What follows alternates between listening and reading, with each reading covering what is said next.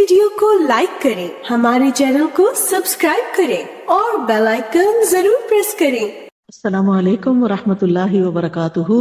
अल्हम्दुलिल्लाह, अल्लाह का शुक्र है जिसने हमें इंसान बनाया, अक्ल दी, सेहत दी, इल्म दिया, ईमान दिया और इल्म के रास्ते पे चलने का शौक दिया और हमें सीखने के काबिल बनाया। अल्लाह ताला से दुआ है कि वो हमें अमल करने वाला बना दे, हमारे दिलों में तब्दीली आ जाए, हमारे जाहिर में तब्दीली आ जाए, हमारे अखलाक उसके मुताबिक हो जाएं जो अल्लाह ताला को पसंद है, और हमारे मामलात, हमारे रवैये, हमारे ताल्लुकात, वो सारी चीजें उसके मुताबिक हो जाएं जो अल्लाह ताला हमसे चाहता है। हकीकत यह है कि हम इंसानों पर दो तरह की जिम्मेदारियां आयद होती हैं। एक हमारी जिम्मेदारी हमारे खालिक से मुतल्लिक है, हम अल्लाह के बंदे हैं, हमें अल्लाह की इबादत के लिए पैदा किया गया है और हमें उसी की तरफ वापस पलट कर जाना है और एक दिन उसी के सामने हमने जाकर खड़े होना है। इसमें कोई शक ही नहीं। हम खुद से खुद नहीं बने, हम खुद से खुद इस दुनिया में नहीं आए, हमें एक मकसद के लिए यहाँ लाया गया है और हमें वो मकसद पूरा करना है।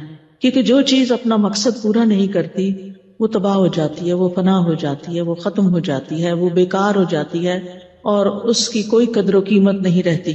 मिसाल के तौर पर आप बहुत कीमती मशीनरी खरीद कर घर लाते हैं इस्तेमाल करने के लिए, लेकिन आप उसको प्लग इन करते हैं, उसे चलाने की कोशिश करते हैं, दाएं बाएं आगे पीछे हर हरबा इख्तियार करते हैं, वो नहीं चलती, तो फिर आप क्या करते हैं?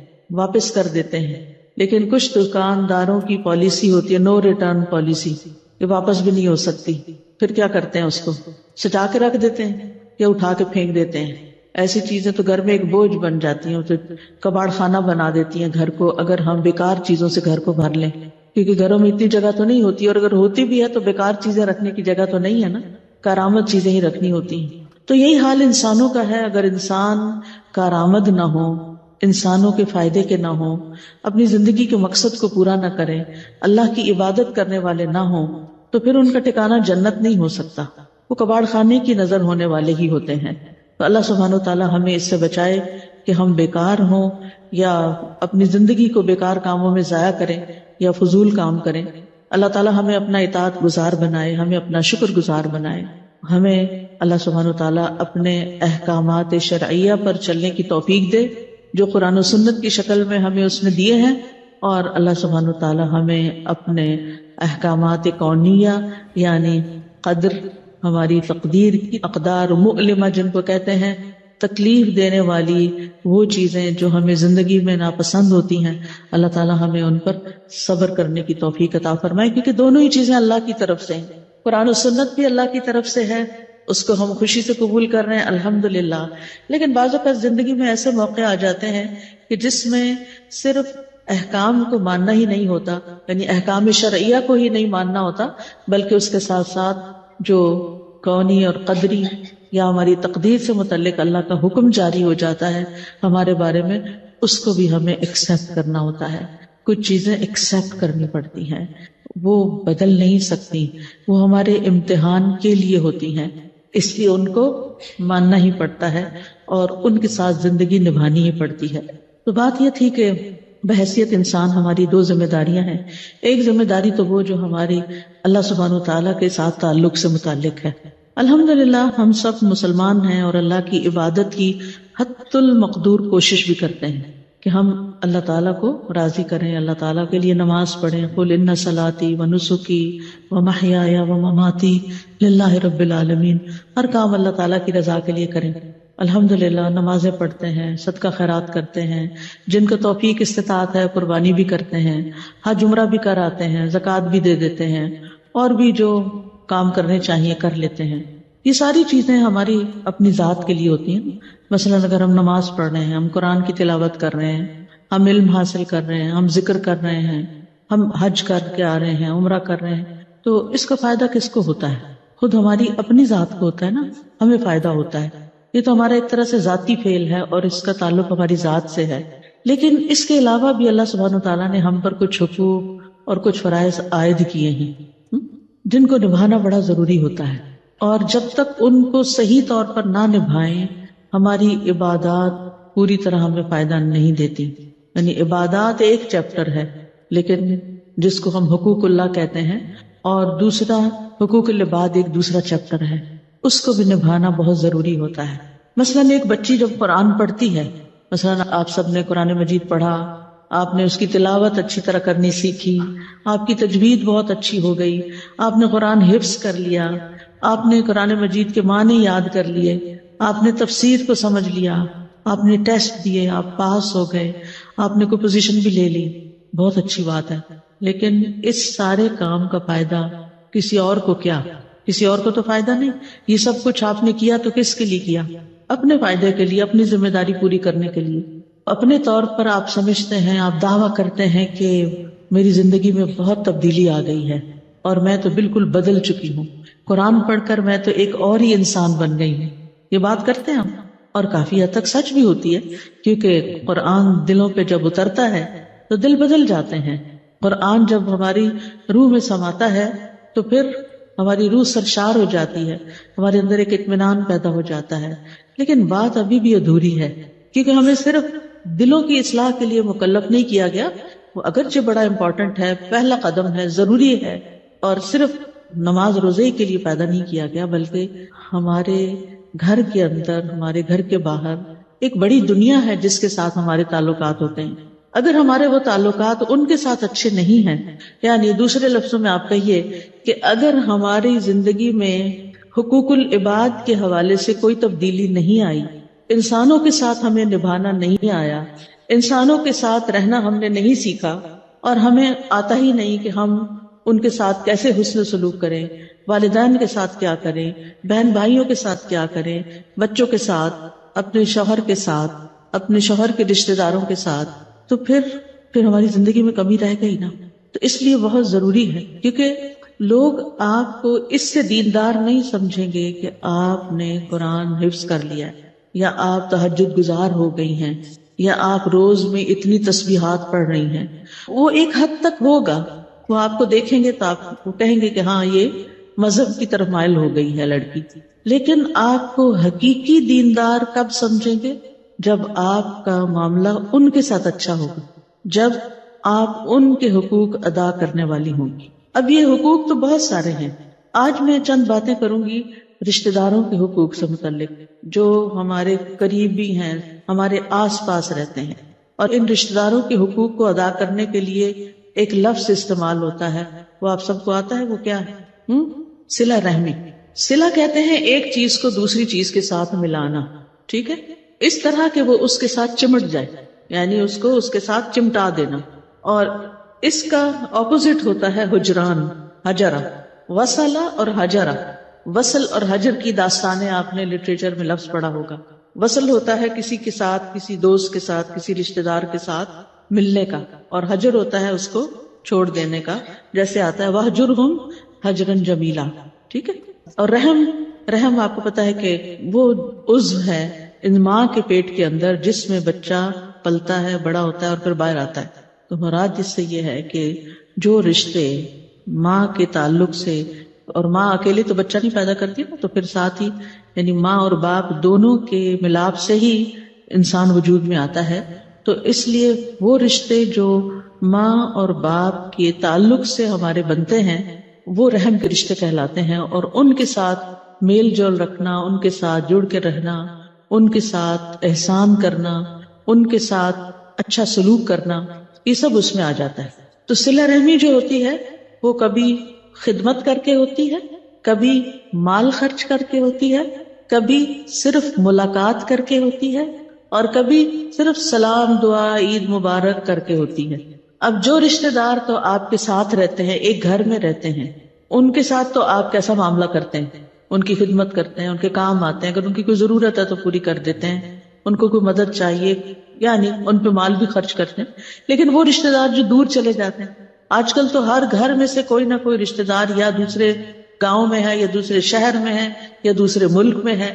یعنی دنیا بہت بکھر گئی ہے، بہت پھیل گئی ہے، آبادیاں بھی بڑھ گئی ہیں اور ضروریات بھی انسان کی مختلف ہو گئی ہیں. اس لیے کوئی اس میں برائی نہیں، قباحت نہیں کہ اللہ کی زمین وسیع ہے، اگر ایک جگہ مشکل ہے رہنا تو دوسری جگہ انسان ہجرت کر جاتا ہے. اس لیے ان رشتہ داروں کی نہ تو ہم خدمت کر سکتے ہیں، بعض اوقات انہیں ہمارا مال نہیں چاہیے ہوتا، لیکن وہ وہاں تنہائی کا شکار ہوتے ہیں. آپ کے وہ رشتہ دار جو دوسرے ملکوں میں چلے جاتے ہیں، اور خاص طور پر بڑا ہی رحم آتا ہے ان مردوں پر جو اپنے بیوی بچوں کی خاطر کمانے کے لیے ساری زندگی پردیس میں گزار دیتے ہیں.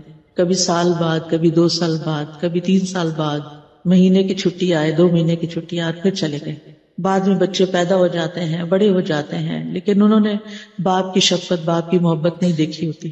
وہ سمجھتے ہیں سب کچھ ہماری ماں ہی ہمارے لیے کرتی ہے، لہٰذا باپ کے دور ہونے کی وجہ سے ان کا بعض اوقات باپ کے ساتھ کوئی بانڈنگ بھی نہیں ہوتی. باپ کبھی کبھار آتے ہیں، وہ آ کے لاڈ پیار کرتے ہیں، بہت کچھ دے جاتے ہیں، یا پھر ڈانٹ ڈپٹ کر کے اور ناراض ہو کے چلے جاتے ہیں. تو وہ ایک کنیکشن اس طرح نہیں بنتا. الحمدللہ ہم ایسے دور میں پیدا ہوئے ہیں کہ اب دور بیٹھے ہوئے لوگوں کے ساتھ بھی کنیکٹ کرنا مشکل نہیں رہا. تو ہم سلام کے ساتھ، پیغام کے ساتھ ان کے ساتھ تعلق اپنا جوڑے رکھ سکتے ہیں. پھر اسی طرح علماء نے اس کو وسعت بھی دی ہے کہ جو رشتہ داری ہے وہ صرف نسب سے نہیں ہے، بلکہ اس کے ساتھ ساتھ سسرال سے بھی ہے. یعنی ہسبینڈ وائف جو ہیں وہ جب شادی ہوتی ہے تو عورت کے رشتہ دار، یعنی عورت کے ماں باپ، بہن بھائی، اور پھر شوہر کے، یہ دونوں ایک دوسرے کے رشتہ دار بن جاتے ہیں. یعنی شادی کے ذریعے نئی رشتہ داریاں وجود میں آتی ہیں، اور صلہ رحمی کا یہ سلسلہ اور وسیع ہو جاتا ہے. اور اللہ سبحانہ وتعالیٰ نے شادی کو اپنی نشانیوں میں سے ایک نشانی بھی کہا ہے. اور نسبم و سحرہ کا لفظ ساتھ ساتھ بھی قرآن میں آیا ہے. تو جہاں نسب کی اہمیت ہے وہاں سحر کی بھی اہمیت ہے. تو اس لیے ابن منظور ایک لغوی ہیں، وہ لغوی اور اصطلاحی معنوں کے تعلق کو واضح کرتے ہوئے کہتے ہیں کہ یہ ایک کنایا ہے. یعنی صلہ رحمی صرف لٹرل میننگ میں نہیں لی جائے گی، یہ ایک کنایا ہے ان رشتہ داروں پر احسان کرنے کے بارے میں جو نسبی اور سسرالی ہوں. ان پر شفقت کرنا، ان کے ساتھ نرمی سے پیش آنا، ان کے احوال کی رعایت کرنا، اگرچہ وہ دور کے رشتہ دار ہوں یا وہ بدسلوکی کرتے ہوں. یہ کتنی جامع تعریف ہو گئی. یعنی صلہ رحمی میں کیا کچھ آ گیا، کیا سمجھ میں آیا؟ دوبارہ بتاؤں کہ یہ ان رشتہ داروں پر احسان کرنے کے بارے میں، یعنی صلہ رحمی کیا ہے؟ ان رشتہ داروں کے بارے میں احسان کرنا جو نسبی ہوں، یعنی نسب کے تعلق سے ہوں، اور سسرالی ہوں. یا نہیں، اور کیا کرنا ان کے ساتھ؟ ان پہ شفقت کرنا، ان کے ساتھ نرمی سے پیش آنا، ان کے حالات کی رعایت کرنا. یعنی اگر غریب ہیں، بیمار ہیں، پریشان حال ہیں، تو ان کے مطابق ان سے ڈیل کرنا، معاملہ کرنا، اگرچہ وہ دور کے رشتہ دار ہوں یا وہ بدسلوکی کرتے ہوں، چاہے وہ برا کرتے ہوں، پھر بھی جوڑ کے رکھنا، پھر بھی تعلق قائم کرنا. ایک بات جو بڑی عام ہو چکی ہے، بہت سننے میں آتی ہے، اور یہ بعض اوقات دین پڑھی ہوئی لڑکیاں کوئی ادھر ادھر کی بات سن لیتی ہیں تو وہ دہرانا شروع ہو جاتی ہیں. ہم پر ساس کی کوئی ذمہ داری نہیں، ساس کی خدمت کرنا ہمارا فرض نہیں، یہ تو صرف شوہر کا فرض ہے. ٹھیک ہے، شوہر کا ہے، اس کو گھر بٹھا دیتے ہیں، وہ اپنی ماں کی خدمت کرے، اور آپ باہر جا کے جاب کریں، آپ جا کے مردوں میں گھلے ملیں، اور وہ گھر بیٹھ کے تھوڑی بہت ماں کی خدمت کر کے پھر وہ بھی اپنا موبائل اٹھائے اور عورتوں سے بات چیت شروع کر دے. کیسا فساد شروع ہوگا؟ گھر ٹوٹے گا یا نہیں؟ گھر میں بے چینی ہوگی یا نہیں؟ گھر میں بد اعتمادی ہوگی یا نہیں؟ یعنی بعض اوقات ہم صرف فتووں پہ چلنے لگتے ہیں، نہ عقل سے کام لیتے اور نہ دین کے وسیع معنی سمجھتے ہیں. اب اس ڈیفینیشن کی روح سے سسرالی رشتہ داروں پہ شفقت کرنا، بعض اوقات ساس سسر بوڑھے ہو جاتے ہیں، اما یبلغن عندک الکبر احدہما او کلاہما فلا تقل لہما اف ولا تنہرہما وصاحبہما فی الدنیا معروفا. یہ اپنے ماں باپ کے لیے تو ہے ہی، لیکن سسرالی ماں باپ بھی اگر آپ کے گھر میں رہتے ہیں، بوڑھے ہو چکے ہیں، اپنی کیئر نہیں کر سکتے، تو کیا ان کے ساتھ ہم نمبر 2 سلوک کریں گے؟ کیا ہمارا اخلاق ہمیں اس کی اجازت دیتا ہے؟ کیا ہمارا ضمیر اس کی اجازت دیتا ہے؟ بعض اوقات لڑکیاں اپنے بچوں کے بارے میں تو بہت پوزیسو ہوتی ہیں، تو میں ان کو یہی سمجھاتی ہوں، دیکھو ایک دن ان بچوں نے بھی بڑے ہونا ہے اور آپ نے اور بڑے ہو جانا ہے. آپ اس کنڈیشن کو پہنچیں گے جہاں آج آپ کے ساس سسر پہنچے ہوئے ہیں، اور آپ کے بچے اس پوزیشن پر ہوں گے جس پر اس وقت آپ ہیں. بس اس وقت کو یاد رکھیں، آپ اپنے لیے کیا چاہیں گے کہ ہمارے بچے ہمارے ساتھ کیا کریں. بہت دفعہ یہ بات دیکھنے میں آئی ہے کہ جب بچیوں کی شادی ہو جاتی ہے، وہ اپنے بچوں میں اتنی زیادہ انوالو ہو جاتی ہیں، اپنے بچوں کے بارے میں اتنی پوزیسو ہو جاتی ہیں کہ انہیں بھول جاتا ہے کہ کوئی اور بھی رشتہ دار ہے، کوئی ان کے بہن بھائی بھی تھے. اور یہ عام طور پر آپ دیکھیں گے کہ اگر کسی لڑکی کے، میں نے بہت زیادہ آبزرویشن کیا اس کے بعد یہ بات کر رہی ہوں، کسی کی لگائی ہوئی شکایت نہیں ہے، میں عام طور پر دیکھتی ہوں کہ جیسے شادیاں ہوتی ہیں یا کوئی خاندان کی دعوتیں ہوتی ہیں یا لوگ بلا لیتے ہیں، عموماً مجھے لوگ مختلف اپنے پروگرامز میں بلا لیتے ہیں، تو اس میں دیکھتی ہوں کہ جن بچیوں کے ساتھ، میری اپنی اسٹوڈنٹس ہوتی ہیں بعض اوقات، جن بچیوں کے ساتھ ایک دو بچے ہوتے ہیں وہ پھر سارا وقت صرف بچوں کے ساتھ ہی لگی رہتی ہیں، نہ کسی بڑے سے سلام دعا، کبھی ان کو کھانا کھلا رہی ہیں، کبھی ان کی کوئی لاڈ کر رہے ہیں، کبھی ایک تو ان بچوں کو کوئی سپیس نہیں ملتی کہ وہ اپنے پاؤں بھی چل کے دیکھیں. ٹھیک ہے، جو بہت چھوٹا بچہ آپ کو اٹھانا ہی پڑے گا، لیکن بچہ اٹھا کے بھی آپ بہت سے کام کرتے ہیں نا، گھر میں بھی کرتے ہیں. آپ اگر کسی گیدرنگ میں ہیں تو بچے کو پوری توجہ دیں، بلکہ گھر سے سب کچھ کر کے بتا کے سمجھا کے جائیں، اور وہاں جب جائیں تو لوگوں سے ملیں، ان کے پاس بیٹھیں، ان کا حال پوچھیں.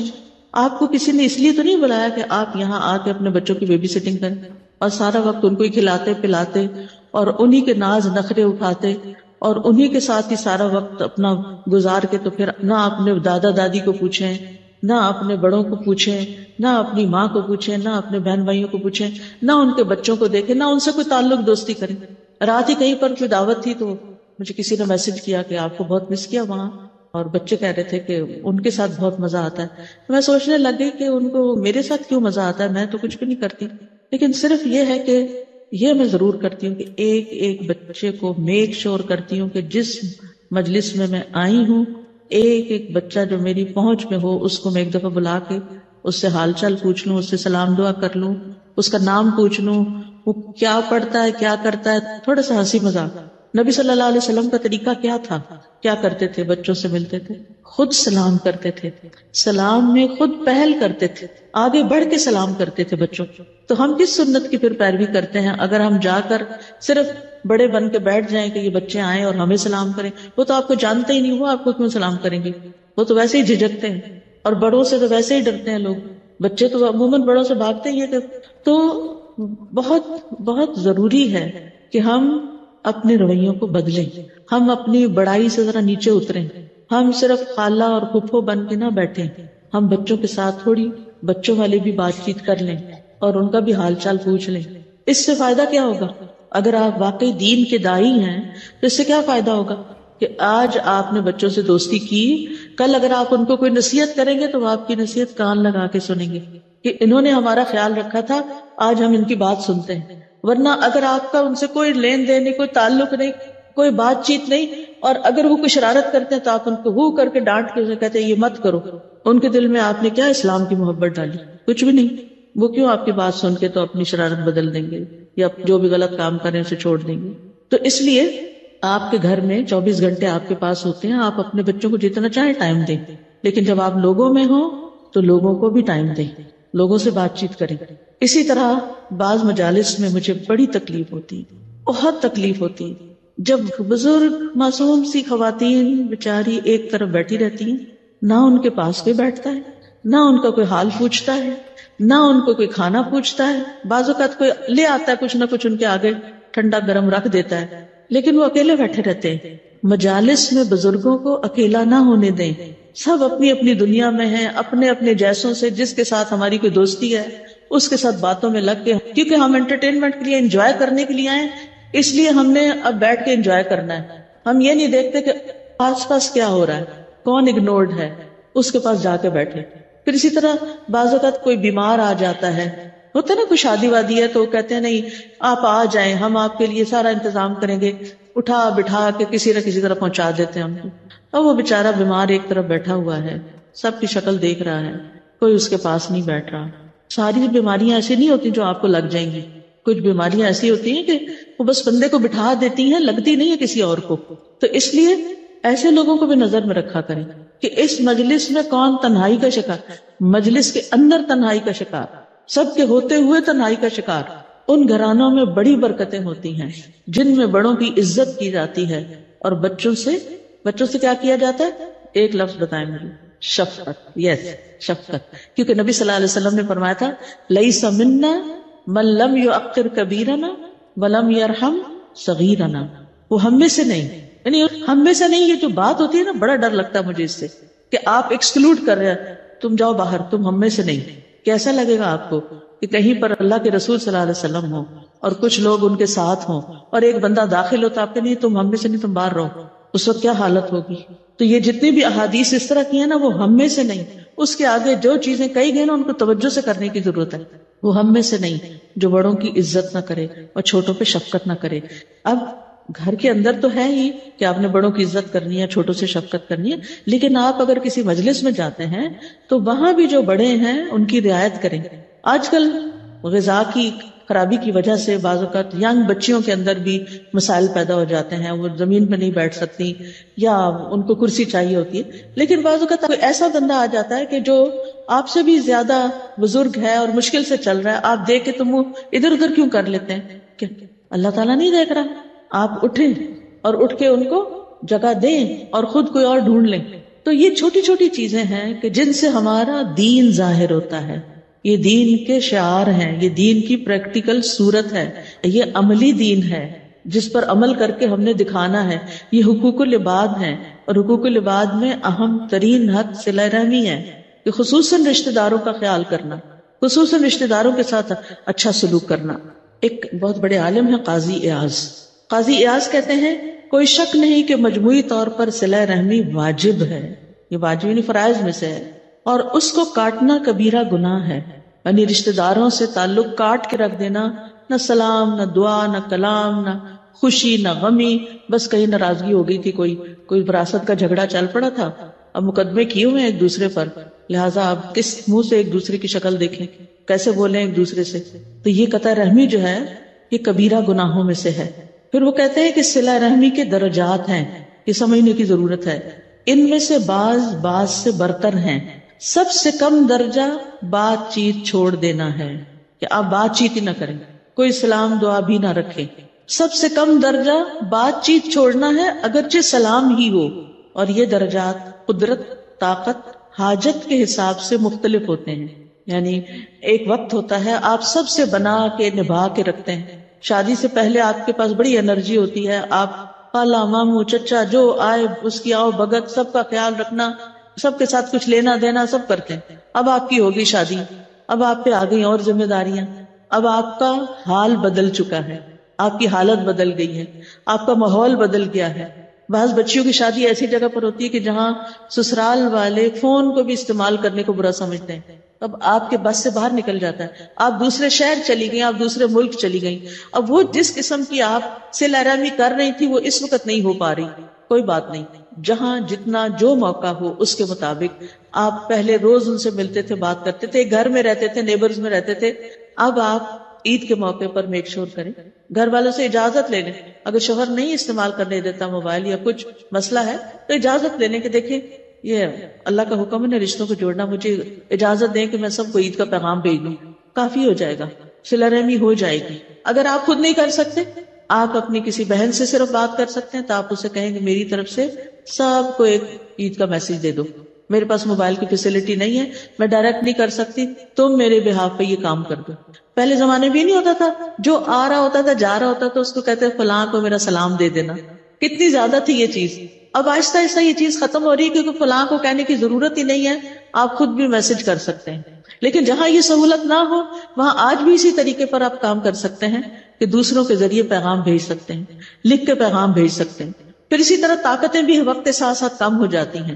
جب آپ جوان ہوتے ہیں طاقت اور طرح ہوتی ہے، بہت سے رشتے نبھا لیتے ہیں. آپ اپنے گھر میں بلاتے ہیں، کھانے کھلاتے ہیں، دعوت کرتے ہیں، آپ خود جاتے ہیں، ہر پروگرام میں پہنچتے ہیں، ہر کسی کی خوشی غم میں پہنچ جاتے ہیں. پھر آپ کی عمر زیادہ ہو جاتی ہے، آپ بڑھاپے کا شکار ہو جاتے ہیں، آپ ٹریول نہیں کر سکتے، آپ رات کو نہیں جاگ سکتے، آپ دیر والی شادیاں اٹینڈ نہیں کر سکتے، آپ ہر طرح کے کھانے نہیں کھا سکتے، آپ کی کئی مجبوریاں ہو جاتی ہیں. تو اس کا یہ مطلب نہیں کہ آپ جان بوجھ کے قطع رحمی کر رہے ہیں، اب آپ وہ سب نبھا نہیں سکتے. اب تو چھوٹوں کا فرض ہے کہ وہ آپ کے پاس ہے، لیکن اگر نہیں آتے تو اس صورت میں بھی آپ میسج بھیج سکتے ہیں. کوئی ایک بندہ جو شادی پہ جا رہا کہ میری طرف سے سب کو سلام دے دینا. پھر اسی طرح یہ ہے کہ حاجت کے حساب سے، حاجت کا کیا مطلب ہے کہ کچھ رشتہ داروں کو اللہ نے بہت دیا ہوتا ہے لیکن کچھ کے پاس نہیں ہوتا، ان کی مدد کرنے کی ضرورت ہوتی ہے، مالی مدد کی انہیں ضرورت ہوتی ہے. اب آپ کہیں کہ میری مثلاً 2 نندیں ہیں، ایک کو تو میں بہت سارے گفٹ دیتی ہوں. گفٹ کیوں دیتی ہوں؟ کیونکہ آپ صدقہ تو نہیں کہہ کے دے سکتے, گفٹ ہی دینا ہوتا ہے نا کہ ان کی ضرورت پوری ہو جائے. عید بقرعید پہ بچوں کے کپڑے بنا دیے یا کوئی اور کام کر لیا, اسکول کی فیس وغیرہ دے دی, یا جس طرح بھی آپ کر سکتے ہیں. لیکن دوسری کو اللہ نے بہت کچھ دیا ہوا ہے, تو ضروری نہیں ہوتا کہ جو آپ ایک کے ساتھ سب کچھ کر رہے ہیں وہ دوسرے کے ساتھ بھی کریں, کیونکہ حاجت کے فرق سے, ضرورت کے فرق سے آپ کی صلہ رحمی کا انداز بدل جائے گا. یہ باتیں آپ کو خود بھی پتا ہوں گی, لیکن میں اتنی ڈیٹیل میں اس لیے کر رہی ہوں کیونکہ انہی مسائل کی وجہ سے بعض اوقات ہم کنفیوژن کے شکار رہتے ہیں, اور کبھی کچھ کرتے ہیں اور کبھی نہیں کرتے, کبھی زیادہ کر جاتے ہیں اور کبھی کچھ بھی نہیں کرتے. لیکن ہمیں اس کے بارے میں ایک تو کلیئرٹی ہونی چاہیے, دوسرا پلاننگ ہونی چاہیے کہ ہم نے کرنا کیسے ہے, کیسے کرنا ہے, رشتہ دار ہیں کتنے.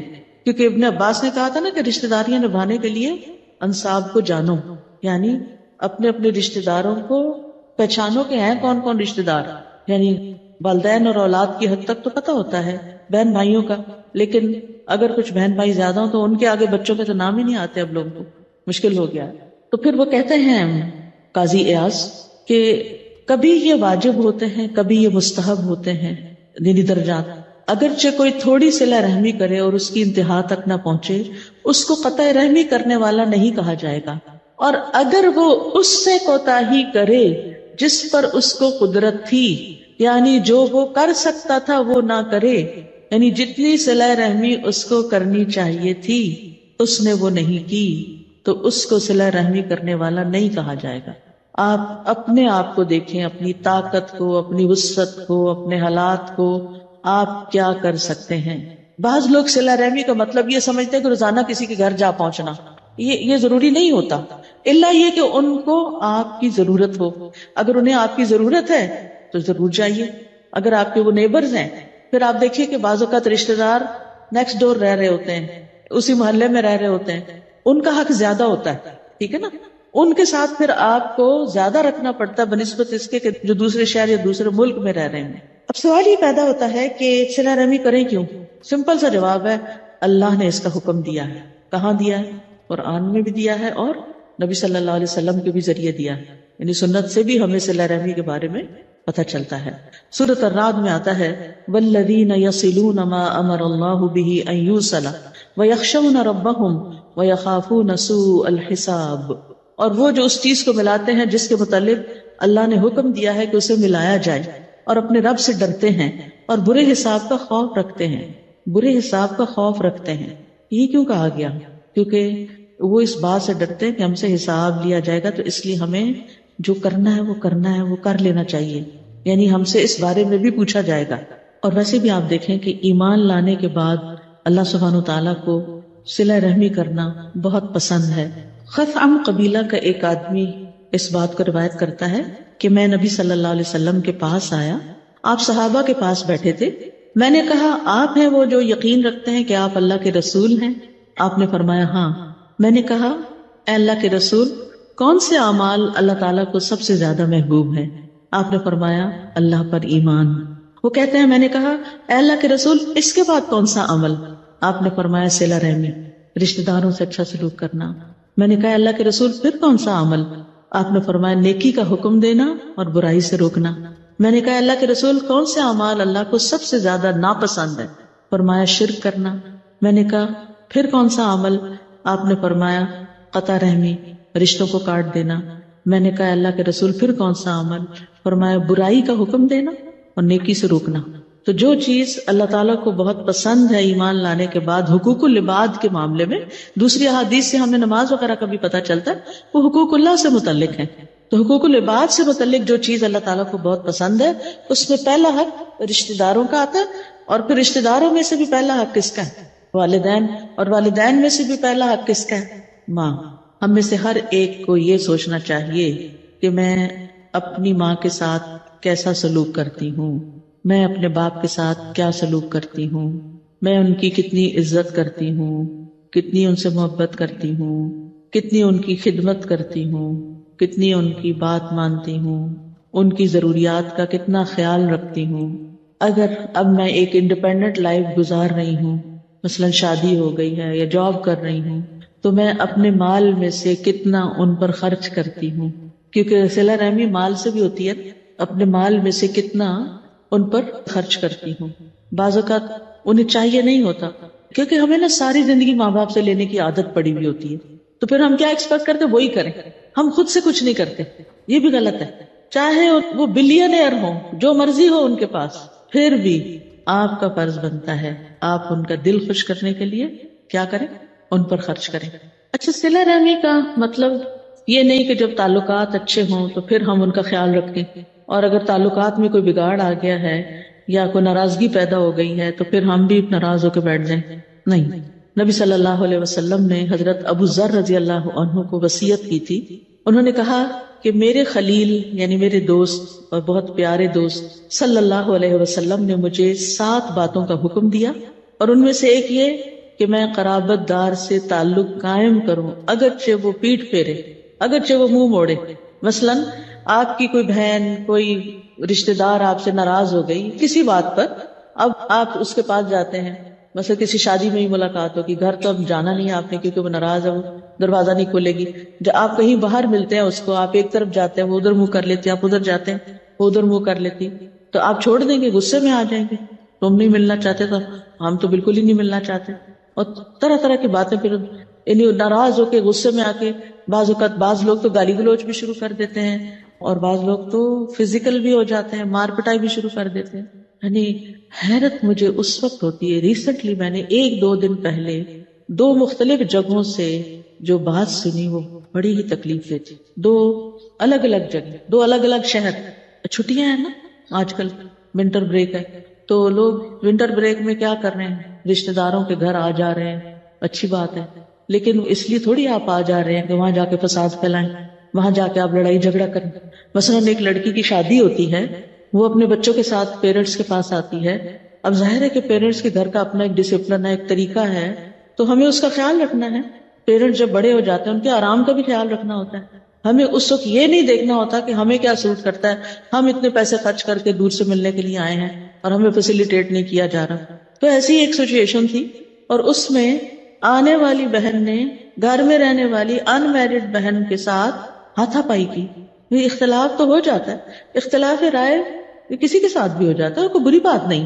آپ کو پرپل کلر پسند ہے، ان کو بلو پسند ہے، اختلاف ہے نا، ان کی بھی چوائس اپنی، ان کی بھی چوائس اپنی. اللہ نے ان کو آپ سے مختلف بنایا، ان کی نظر کسی اور طرح دیکھتی ہے، آپ کی کسی اور طرح دیکھتی ہے، بات ختم. ہر ایک کا ایک حق ہے. اللہ نے ساری دنیا کو ایک جیسا نہیں بنایا. تو اس حقیقت کو ہمیں اچھی طرح سمجھ لینا چاہیے. اختلاف ہوگا، لیکن اختلاف ہونے کا مطلب یہ نہیں کہ انسان اپنی رائے کو دوسرے کی رائے سے بہتر سمجھے، الا یہ کہ آپ کے پاس کوئی دلیل ہو.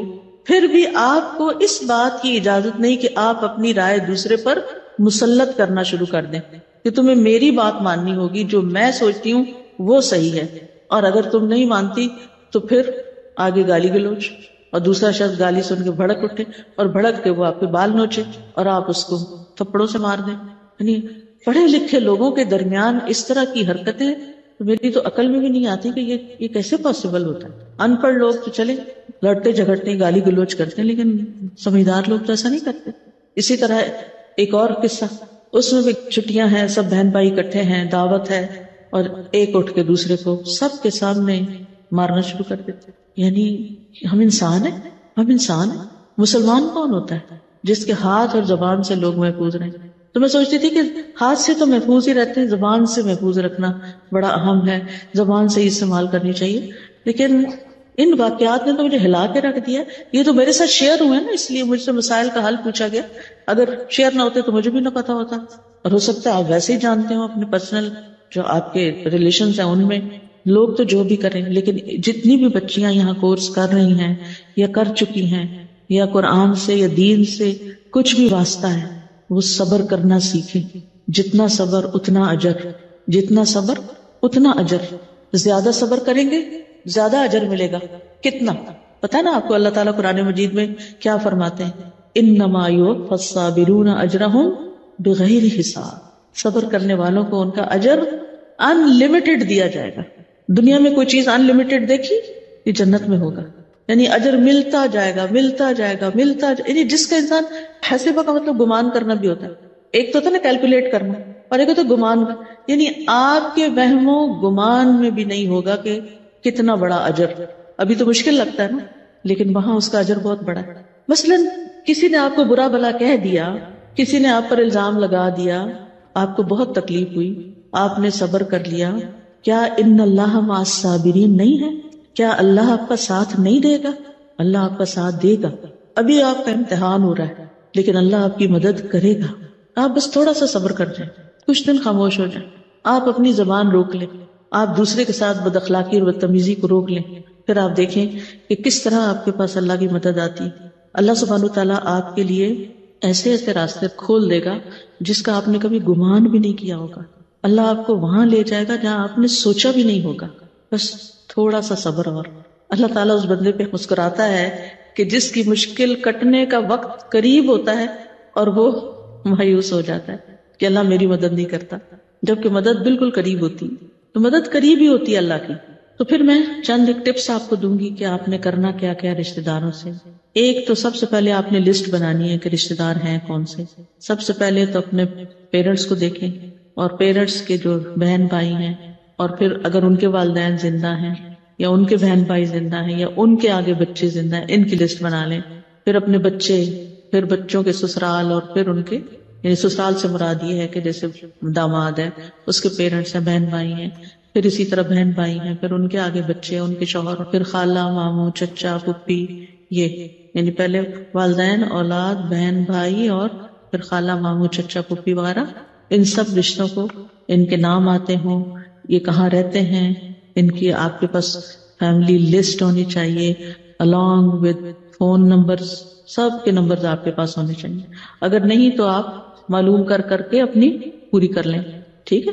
پھر آپ دیکھیے کہ اگر آپ میسج کر سکتے ہیں تو آپ ان کو ایک میسج کر دیں، ان کو کوئی دعا بھیج دیں، ان کا کوئی گروپ بنا لیں، ان کو واٹس ایپ میں شامل کر کے کوئی اچھے دینی پیغامات بھیجنا شروع کر دیں. کچھ لوگوں نے تو اپنے خاندان کے گروپس میں قرآن کی تفسیر شروع کی ہوئی ہے. آپ میں سے تو نہیں کسی نے کیا ہوا کچھ ایسا کام؟ اچھا ماشاء اللہ، دو ہاتھ کھڑے ہیں، 3 4 5 6 7 8 9 10 11 12. ٹھیک ہے ماشاء اللہ. اتنے بڑے ہال میں 12 لوگ ایسے نکلے ہیں، یا چلے 15 ہی کر لیں اگر میں نے کسی کا ہاتھ نہیں دیکھا. ٹھیک ہے، تو یہ مقدار تو بہت کم ہے. ہم سب کے فیملی گروپس ہونے چاہیے، اور فیملی گروپس میں حکمت کے ساتھ. یعنی بعض اوقات فیملی گروپ میں مرد بھی ہوتے ہیں، جیسے ماموں چچا، وہ لوگ بھی ہوتے ہیں، تو اس میں ذرا سی احتیاط کرنی پڑتی ہے کہ بزرگ ہیں ذرا. لیکن کچھ ایسے ہوتے ہیں جس میں خواتین ہوتی ہیں، صرف آپ کی فیمیل کزنز ہیں. ٹھیک ہے، تو آپ ان کو اپنے بارے میں بتا سکتی ہیں. آپ ان کو پھر آہستہ آہستہ اس بات پہ لا سکتی ہیں کہ ہم کوئی نہ کوئی اچھی بات شیئر کریں، کوئی اچھی چیز پڑھیں تو وہ شیئر. لیکن یہ نہ کریں کہ ہر چیز فارورڈ ادھر سے ادھر سے، جس میں اچھے کو میننگ فل میسج ہو. یا پھر آپ سلسلے وار کوئی چیز ان کو تعلیم سے متعلق جو آپ نے خود سیکھا ہے ان کو سکھانا شروع کریں، پوسٹ کرنا شروع کریں. اس میں سے ہو سکتا ہے کچھ لوگ نکل ہی جائیں، کچھ لوگ پسند نہ کریں. لیکن ہمیشہ یہ سوچیں کہ لوگ فضول سے مذاق پر مبنی ٹک ٹاک کی ویڈیو فارورڈ کرنے میں شرم محسوس نہیں کرتے، جس کو دیکھ کے شرم آ جاتی ہے. تو آپ اللہ کی بات، اللہ کا کلام شیئر کرنے میں کیوں شرم کرتے؟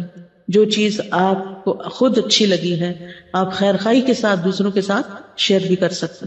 لیکن اگر آپ نے یہ سوچا کہ صرف یہی چیزیں شیئر کریں اور ان کا نہ حال پوچھا نہ چال، اور نہ ہی کوئی ان کی خیر خواہی کی اور نہ ہی ان کے کسی کام آئے، تو پھر مشکل ہو جاتی ہے بات. ٹھیک ہے، تو ان کی ضروریات پوری کرنا.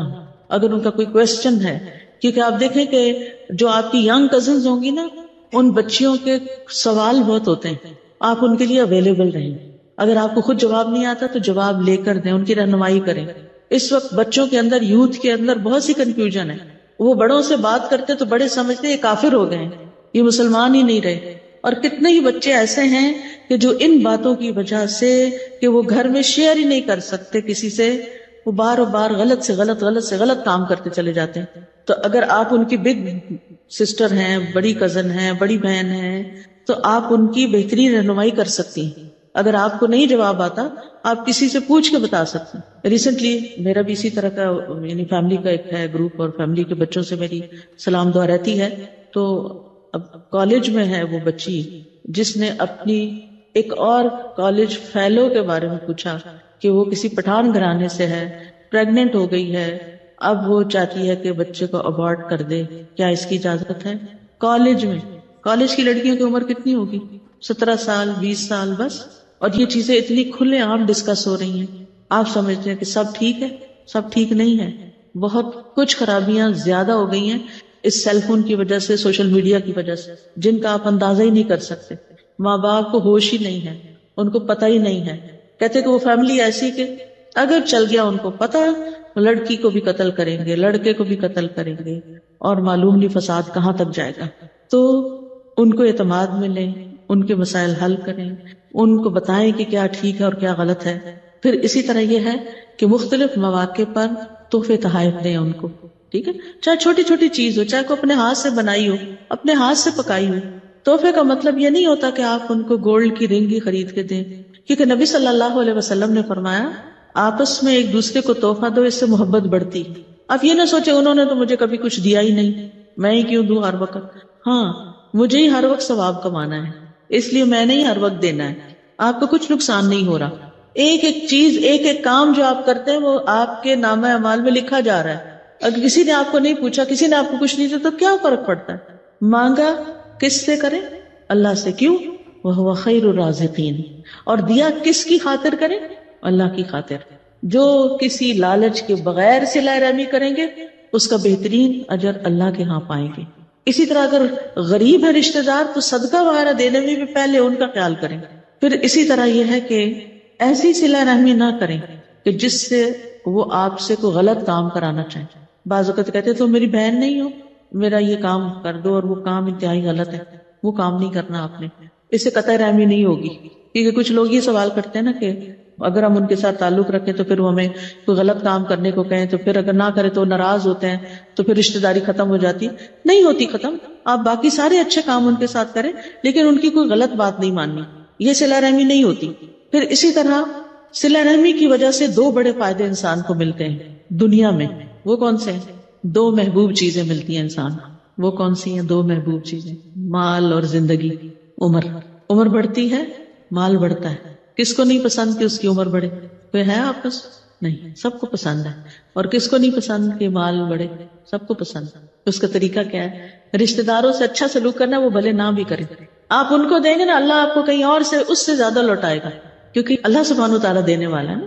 نبی صلی اللہ علیہ وسلم نے فرمایا جس شخص کو پسند ہو کہ اس کے رزق میں وسعت ہو یا اس کی عمر دراز ہو، اسے چاہیے کہ صلہ رحمی کرے.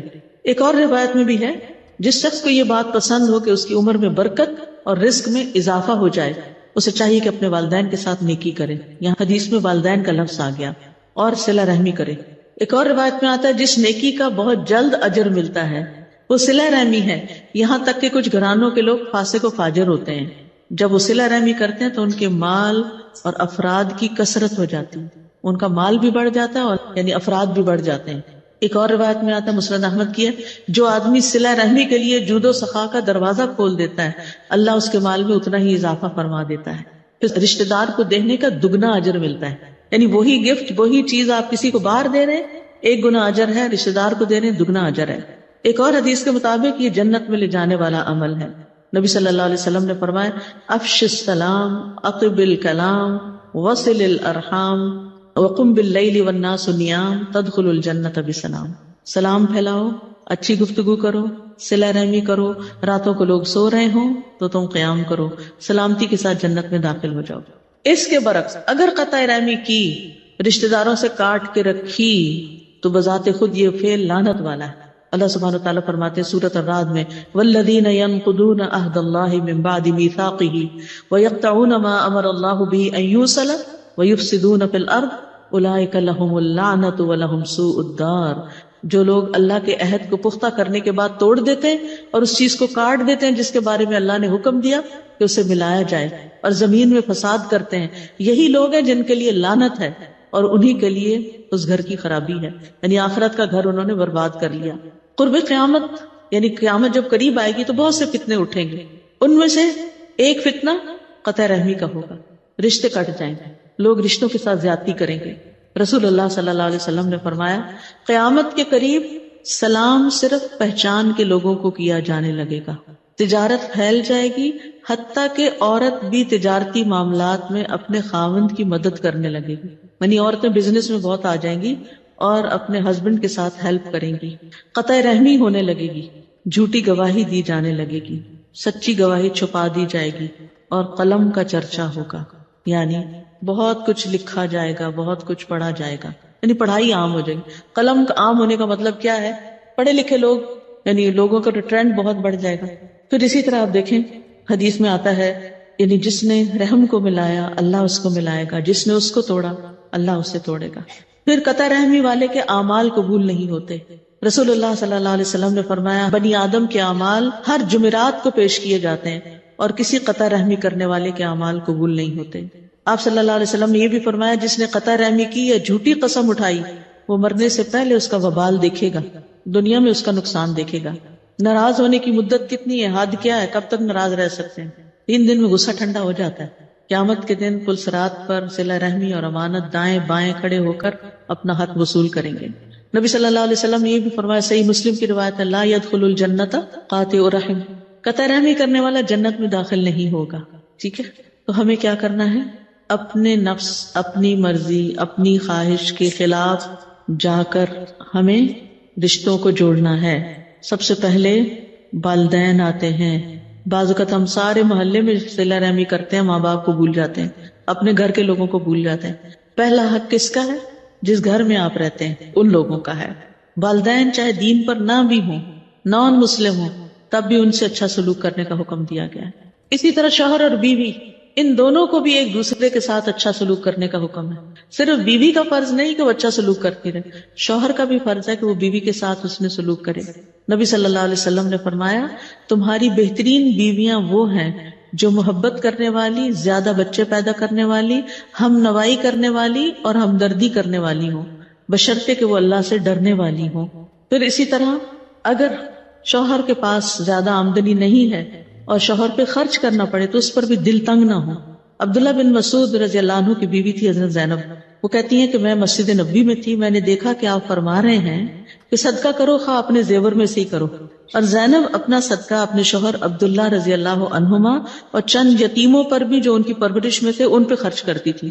انہوں نے اپنے شوہر سے کہا آپ رسول اللہ صلی اللہ علیہ وسلم سے پوچھئے کیا وہ صدقہ بھی مجھ سے کفایت کرے گا جو میں آپ پر اور ان چند یتیموں پر خرچ کروں جو میری گود میں ہیں؟ تو انہوں نے کہا تم خود جا کے پوچھ لو. آخر میں خود حضور صلی اللہ علیہ وسلم کی خدمت میں حاضر ہوئی. آپ نے فرمایا ہاں یقیناً اور دگنا ثواب ملے گا، ایک قرابت داری کا اور دوسرا صدقے کا. تو بیوی پر شوہر کا نام نفقہ فرض نہیں ہے، اگر وہ خرچ کرتی ہے تو اس کو دگنا اجر ملتا ہے اور وہ احسان کرتی ہے. ہاں شوہر کے اوپر فرض ہے اور جب وہ فرض ادا کرتا ہے تو اس کو اجر ملتا ہے. پھر بیوی کے ساتھ حسن سلوک، بیوی پہ خوشی سے خرچ کرنا، حتیٰ کہ بیوی کو پانی پلانے کا بھی اجر ہے. نبی صلی اللہ علیہ وسلم نے فرمایا جب آدمی اپنی بیوی کو پانی پلاتا ہے تو اسے اجر دیا جاتا ہے. وہ کہتے ہیں ارباز بن ساریہ، یہ حدیث سن کے میں اٹھا، اپنی بیوی کو پانی پلایا اور اس کو یہ حدیث سنائی. صحابی جو تھے نا وہ بہت جلدی عمل کرنے والے تھے. پھر اسی طرح نبی صلی اللہ علیہ وسلم تو بیوی کے سہیلیوں کے ساتھ بھی اچھا سلوک کرتے تھے. حضرت خدیجہ رضی اللہ عنہا کی وفات ہو گئی تھی تو جب آپ ان کی وفات کے بعد بکری وغیرہ ذبح کرتے تو اس کا گوشت حضرت خدیجہ کی سہیلیوں کو بھیجتے تھے. یعنی تعلقات ایسے نبھائے جاتے ہیں. حضرت انس کہتے ہیں آپ کے پاس کوئی چیز لائی جاتی ہے، بکری ذبح کرنا الگ ہے، یہ الگ حدیث ہے.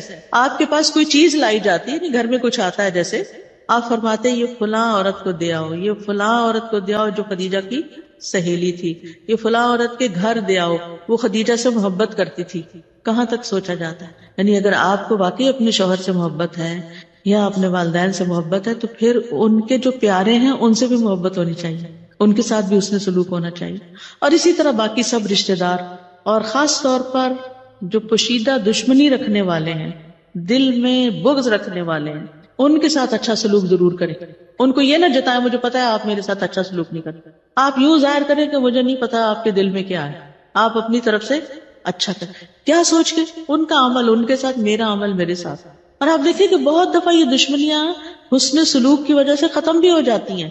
جتنا کھچاؤ بڑھتا جائے اتنے ہی پھر چیزیں اپارٹ ہو جاتی ہیں، الگ ہو جاتی ہیں. اور جب آپ ڈھیلا چھوڑ دیتے ہیں رسی کو اور دوسرے کو چھوڑ دیتے ہیں تو اس کا پلٹ آنا بھی آسان ہوتا ہے. پھر اسی طرح رشتہ دار اگر مسلمان نہیں، رشتہ دار اگر دیندار نہیں، پھر بھی اچھا سلوک کرنا ہے۔ ابن عباس کہتے ہیں اپنے حسب نسب یاد رکھو جس کے ساتھ تم صلہ رحمی کر سکو۔